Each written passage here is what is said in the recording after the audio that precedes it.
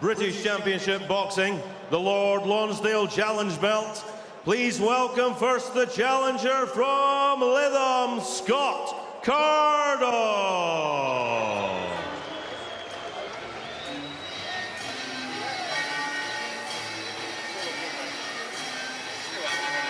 He's 28 now and a well-established seasoned pro, of course, the former British lightweight champion Scott Cardle, who finds himself in a very important night. He's cast as the underdog for probably the first time, and now as a challenger as well, aiming to recapture a lost crown. He's skillful, he's capable, he's classy at times.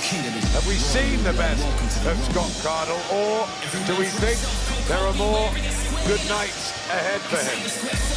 Well, I hope there is more good nights ahead for him, but he is in deep water this evening. I mean, this is a must-win really for him, because where does he go from here? He's had his chance at this level before. He fell short. This is the British level. Really, if he's got any big ambitions moving on, he needs to take control, but he really is in deep water this evening. I'm worried for him tonight.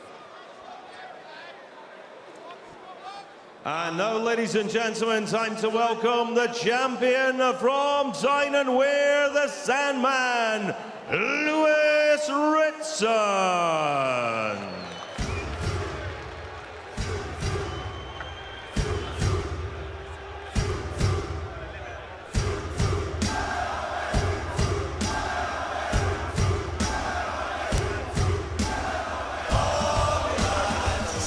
One of the real recent success stories on the British scene, the emergence of the Sandman, Ritson. He was a very good amateur, an unbeaten young pro who quietly took care of business on the lively small hall circuit. There's Phil Jeffries just behind him on some of his Sunday shows before he performed under the lights at the Manchester Arena in October. He captured this Lonsdale belt against Robbie Barrett, and then he had that ruthless demolition of Joe Murray. He's rolling. What a super addition to the picture. He's 4 years younger. He's got height and reach advantage. He was bang on 9 stone 9, and he's a big lightweight. Cardle came in light at 9'7", 9". This has been thrown together at fairly short notice, this fight, but they know each other well. Cardle more experienced, around longer, but the biggest power will, you would have thought, lie with Ritson.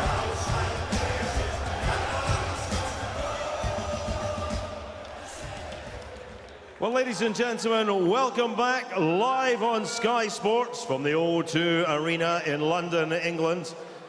Eddie Hearn's Matchroom Boxing, sponsored by William Hill, StubHub and JD Sports, is very proud to bring you 12 3-minute rounds for the Lightweight Championship of Great Britain, the Lord Lonsdale Challenge Belt. Sanctioned by the British Boxing Board of Control, our steward in charge at ringside, Mr. Desmond Rees, and our 3 scoring judges from Gillingham, Kent, Mr. Ian John Lewis, from Wellingborough, Mr. John Keane, and from Barhead, Scotland, Mr. Victor Laughlin. On the bell, our timekeeper is Mr. Bob Edgeworth, and in charge of the action, a star referee from Watford, Mr. Bob Williams. And now, ladies and gentlemen, time to meet the boxers. In the red corner stands the challenger. He weighed in at 9 stone 7 pounds 9 ounces. He wears black shorts with silver and green trim. He brings to the ring an impressive record: 24 contests, 22 wins, 7 wins by KO, only 1 defeat and 1 contest even. He is the former English and British lightweight champion. Tonight he is the challenger from Lytham St Anne's and Barhead, Scotland, Scott Cardle. And across the ring stands the champion. He wears black and white shorts. He weighed in on the limit, 9 stone 9 pounds. He has a perfect record: 14 wins, no defeats, 8 wins by way of knockout. The WBC Youth Silver Champion, but tonight making the second defence as the lightweight champion of Great Britain from Forest Hall, Tyne and Wear, the Sandman, Lewis Ritson.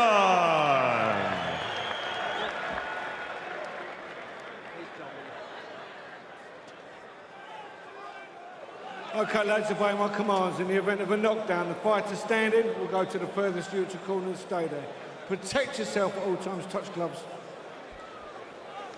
The venerable and prestigious old British 9 stone 9 belt on the line here. Two excellent operators, the 24-year-old champion Lewis Ritson and the 28-year-old former holder Scott Cardle. They lock horns in a match that has the trade buzzing. Plenty of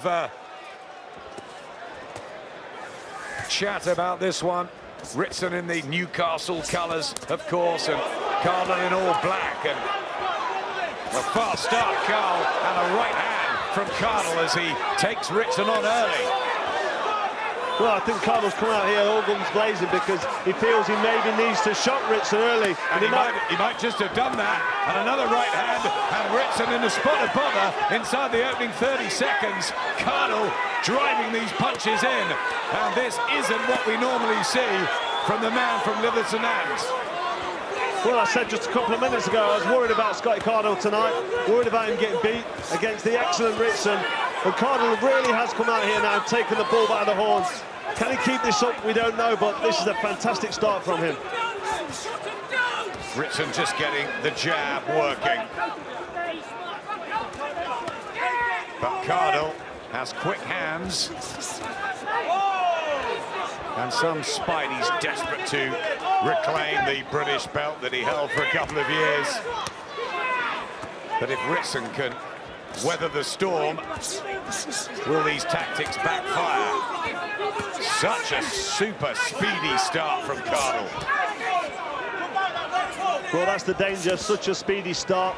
A lot of pace injected. He's now on the receiving end of a couple of heavy-looking blows. He took a big right hand there with his back to the ropes. Not a good sign, not a good position to be in. Ritson just cool and calm and composed really behind them vertical forearms. Nice tight defence, soaking up a lot of Cardle's work. And now he's marching forward. Yep, nice right hand from Ritson. Cardle swinging and missing. Joe Gallagher in the corner just shouting out instructions. It's almost like he's got a point to prove here, Cardle. Well, only 2 minutes gone and we've had a real good start to this contest.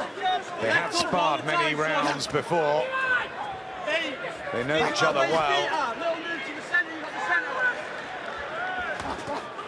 And Ritson now just starting to plant his feet and getting his range. Cardle can be difficult to read at times, awkwardly effective. I think his emotions got the better of him, really. I mean, it's a dangerous tactic, Scotty Cardle coming out, really working hard. I mean, if you look at his record, he's only got 7 KOs out of 22 wins, so he's not known as a puncher. There's a cut, a little bit of blood on the right eye of Ritson just round the side. Cardle normally is the one that bleeds. Let's hope that cuts aren't a problem in this one because it has started off at such a pace. And these British fights can give us real crackers. Yeah, it's a great opening start for Cardle, but what's it taken out of him?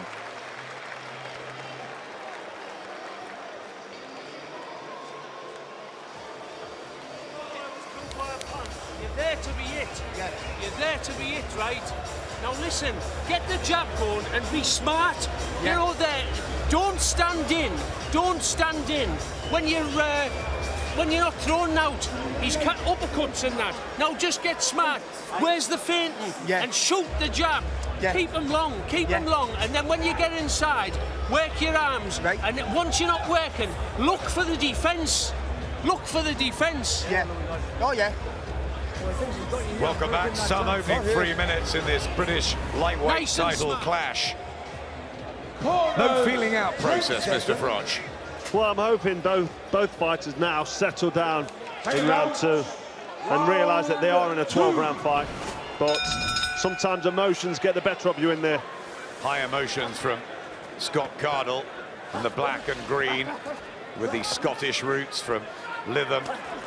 He's 28 in fight number 25 now, the 15th for Newcastle's Lewis Ritson, who's from the Forest Hall area, about 20 minutes outside of the city centre. There's a frenetic trainer. He's got his dad, Davey, in the corner as always. Cardle with Joe Gallagher. Who will have the better tactics here? Cardle with that furious start, but is he ready for a long, hard 12-rounder? Also given the notice, Carl, as well they've had, which hasn't been long. Not massive notice, but I think both fighters in great shape. Really dragging everything out of himself here, Cardle.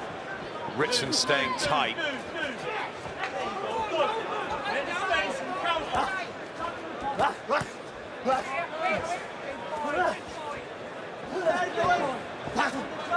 Just missing there, Cardle, with a combination.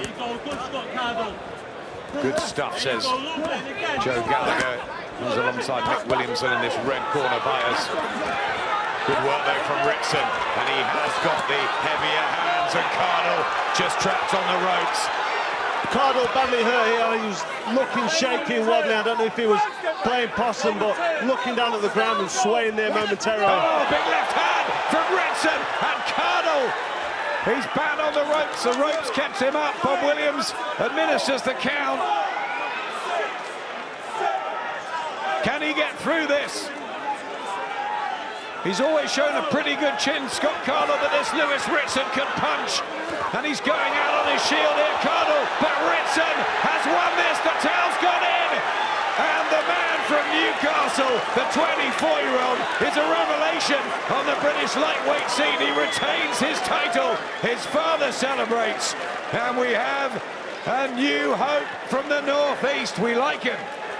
Well, that really was a devastating finish. Ritson there, ruthless, relentless with that combination, landing hooks, body and head, just concentrating on the head there for the finish. And Cardle, really, I mean, he's shaking his head. He doesn't quite know where he is. He took some heavy shots there. We've got to ask the question, were they kamikaze tactics from Scotty Cardle? Normally, a 12-round fighter, he gets into his groove, but he took it to Ritson early, maybe because of the lack of notice, maybe just to shock him, but it did backfire. He did, yes. I think he was too emotionally involved early on. In that first round, he came out. He had a bit of success, and then he drew some confidence from that success, and that was really not a great tactic to do. I mean, he's not a big puncher. We can see that from his record. Only 7 stoppers out of 22. He's having oxygen now in the corner because the referee was worried. I mean, it was a great stoppage. Doctor having a close look. I think he's fine, but he took some heavy blows there. We saw that piece with Lewis and his dad, Davey, beforehand. Where have they been hiding Lewis Ritson? I'm not sure. I've seen him 3 or 4 times, but this evening I was more impressed with him than I've ever seen him because he weathered an early storm. He kept a nice, tight defence. He kept his calm, he kept his composure, and to produce a finish like that in only the second round, he saw Cardle was hurt, and he got the job done. I was very impressed. And he was under fire in that opening couple of minutes, but back he comes. Cardle feeling the power. There was a left hook that went in. Well, this is early in the round as well, Adam, and you can see here he's on his back foot, almost like he's dazed. He's looking at the ground, doesn't quite know where he is, hasn't got his senses. And then we'll see later on, I mean, there's a left hook there that puts him. The reason the referee stopped Ritson from marching forward even more, letting more shots go, because he was kept up there by the ropes, so he could administer a standing 8 count, if you like.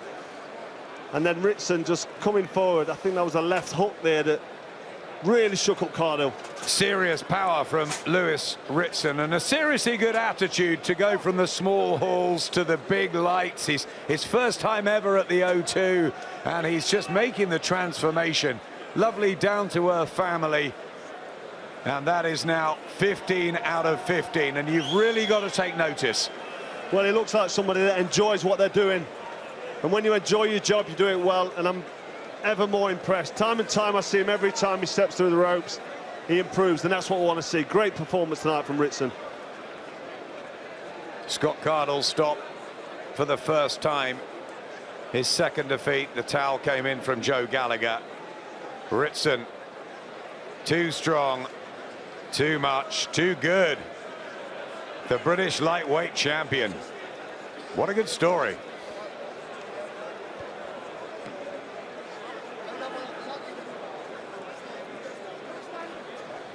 Well, ladies and gentlemen, in the ring from the British Boxing Board of Control, Mr. Des Rees and Richard Barber have the magnificent Lord Lonsdale belts.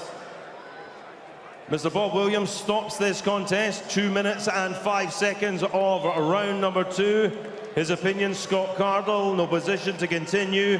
Therefore, the winner, and still the lightweight champion of Great Britain, the Sandman, Lewis Ritson.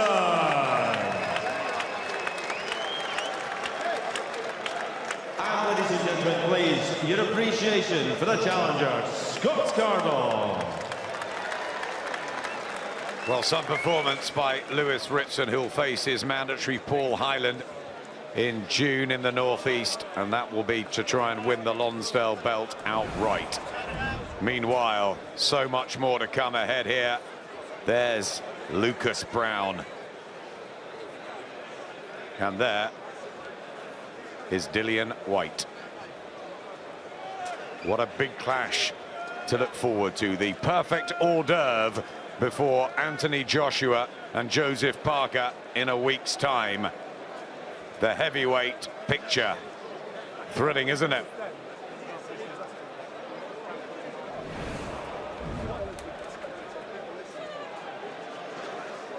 Lewis Ritson with that Lonsdale belt around him, and maybe just a few weeks away from keeping it forever in that household. There's Neil Fannin in there and Phil Jeffries.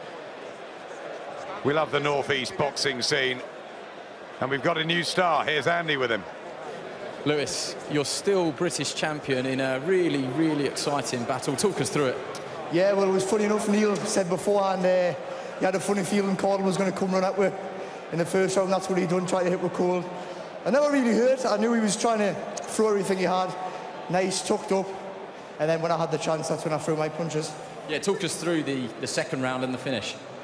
Yeah, well, it was funny because I could feel a massive difference from the first to the second in his work.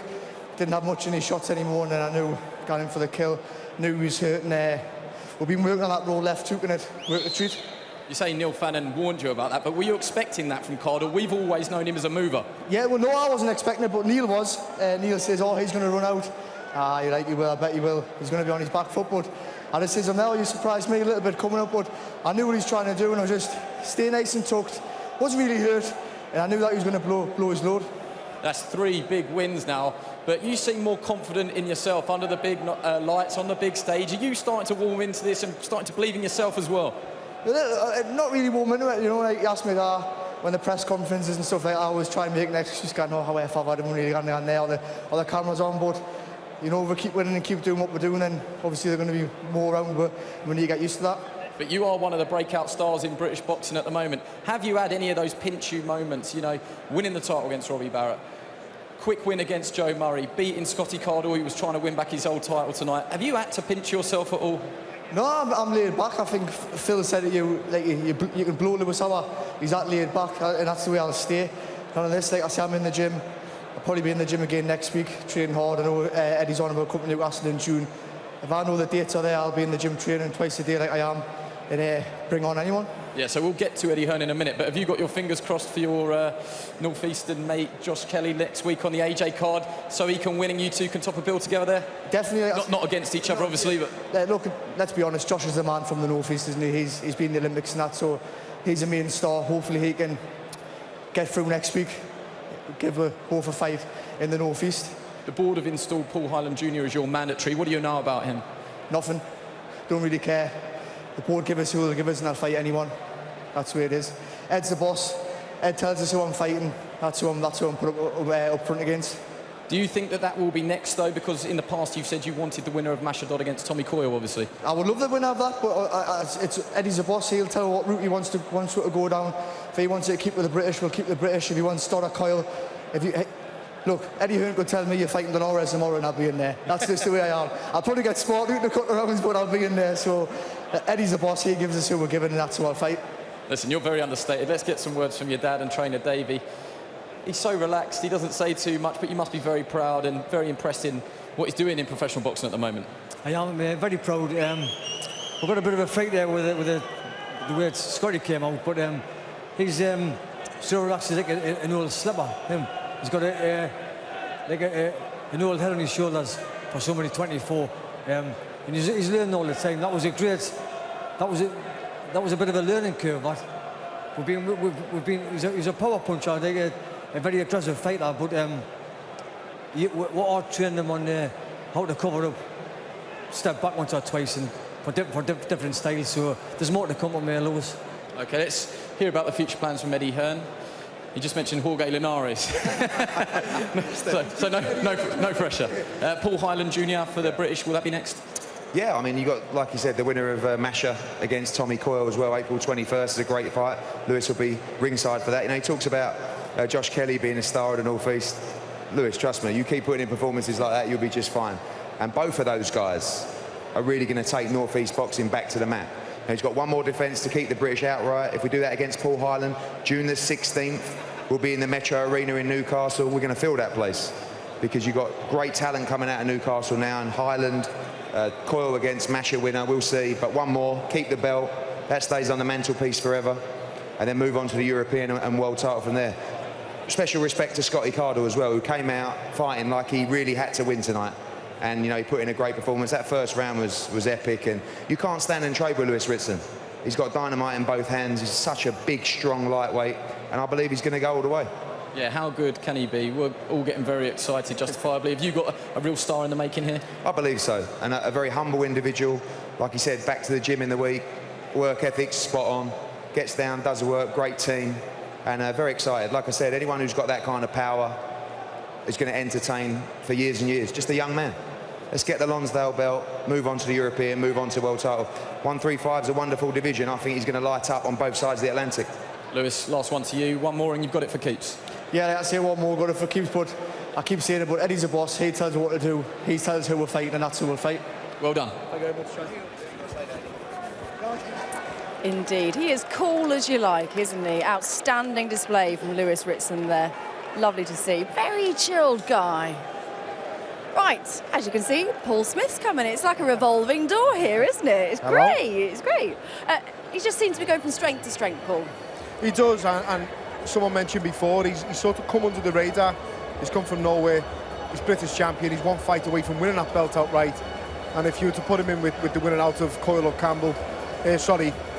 Coyle or Dodd at the Echo Arena, then a lot of people would sign for him to be the favourite. So it's exciting times for him. He could be British and Commonwealth champion soon. He could be British champion and go for the European title. But he's made a good statement tonight because Scott Cardle was no more. Scott Cardle, of course, your stablemate. Disappointing performance, I guess, for him. Were you expecting him to come out the way he did? I wasn't, to be fair. And I think Scotty was a bit of a victim of his own success early on. I think he just landed one big shot and he had to go for it. And then these lads next to me will tell you they're both world-class fighters, world champions. They'll tell you once you start that, you can't stop. The minute you stop, you're done. So he had to keep going and keep maintaining it. And unfortunately for Scott Cardle, Lewis Ritson was too strong, too smart, and eventually ground out the knockout in the second round. Johnny, a very different start for Scott Cardle than we're used to seeing. I mean, without a doubt, and to me, I thought he knew Ritson's a strong individual. Ritson actually reminds me of Sam Eggington. He slides under the radar, but he's very strong, very cumbersome, comes forward, tough as old boots. But what happened here is it's Cardle. He blew it in the first round, and so he had nothing left to go back to. He had the skill, but the energy in the tank had gone. That strength, that was just timing more than anything else. And even though he wants to come back and push him on, you know, his legs had gone anyway, and that's why we have to say, Johnny, sorry, we always give refs a bit of stick for not doing the job. That was a great shout by Bob Williams. There was a knockdown by the Lord of the Land. The ropes kept him up, and he gave him that little 10-second break. A lot of referees could have jumped in and stopped it. Exactly, he done very well. Gave him the benefit of the doubt. Cardle got drunk on his own success in that first round. He was landing right hands, so he thought, I'll just keep throwing them. And he was throwing his best shots. He must have landed 20 or 25 clean right hands on the button, and nothing happened. It was testament to Ritson's his chin. it's granite. And that's why you know in the first round, when you're hitting somebody with all those shots like that, it's making no difference and you're fresh. Yeah. What are you going to do when your energy's gone? You're not strong next 3 rounds. You can get out of there quick. I must go through your head then. I'm in deep here.